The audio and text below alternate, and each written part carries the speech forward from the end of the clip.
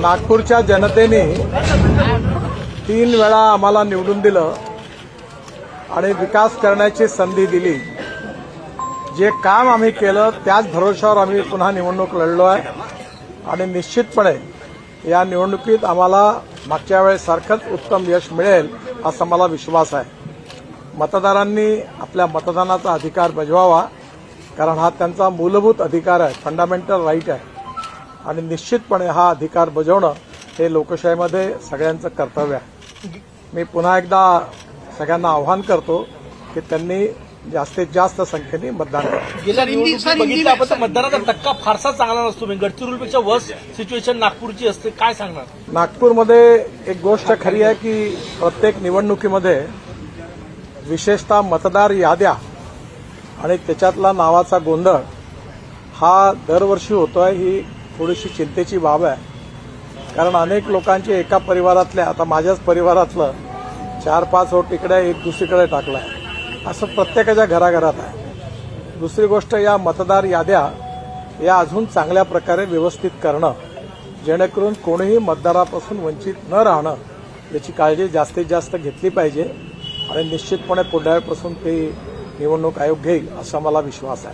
नितिन जी, क्या कहेंगे? हिंदी में बताएं कि आज मतदान करने के लिए पहुंचे, मतदान का प्रतिशत कम देखा जा रहा है, कई सभाएं की आपने, उसके बावजूद ये स्थिति प्रथम दृष्टि में दिख रही है। नहीं, देखिए, एक तो बात सही है कि चुनाव में मतदान करना हमारा फंडामेंटल राइट है, मूलभूत अधिकार है। हम किसको मतदान करते किसको नहीं करते ये अपना अधिकार है, पर यह अधिकार जो लोकतंत्र में मिला है उसके कर्तव्य का पालन करना ये हर नागरिक का कर्तव्य है। और इसलिए मैं सभी लोगों से अपील करूंगा कि आपका जो मूलभूत अधिकार है उसका पूरा उपयोग करना लोकतंत्र में आपकी जिम्मेदारी है।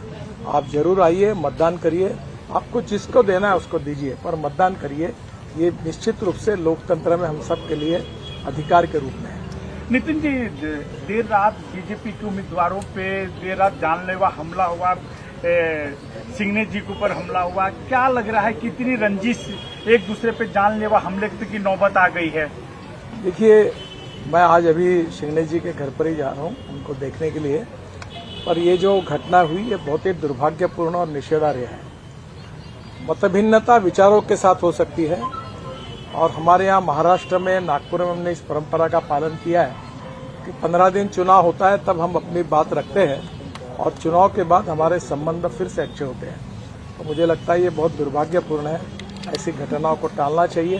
पुलिस निश्चित रूप से जिन्होंने गुनाह किया है उनके ऊपर कड़ी कार्रवाई की जो जानकारी मिली है उनके एक प्रकार से उनकी जान लेने की कोशिश की, ये अच्छी बात नहीं है। आज ही सुबह मैंने इंक्वायरी की, दयाशंकर तिवारी जी और प्रवीण दटके जी रात को वहाँ गए, उनको हॉस्पिटल में भी एडमिट किया, एक ट्रीटमेंट हुई, उनका MRI CT स्कैन निकाला गया, उनका थोड़ा सा जो कुछ किंग्सवे में, और बाद में अब उनको घर पे ले गया है।